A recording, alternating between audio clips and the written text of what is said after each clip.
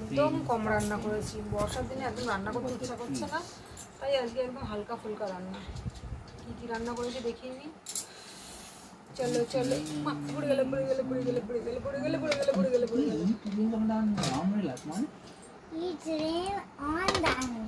এই যে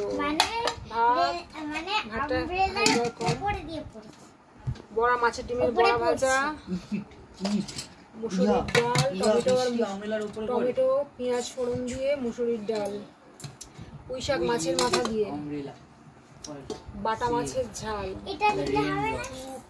চুনো মাছ বেগুন দিয়ে চচ্চড়ি, থোর মুসুরির ডাল দিয়ে তরকারি, থোর আলু বেগুন মুসুরির ডাল তরকারি। আর করেছি একটা সুন্দর রান্না, কারা কারা খেয়েছো জানি না, আমি অনেকবার খেয়েছি। মাছের ডিম আর কাঁচা আম দিয়ে টক,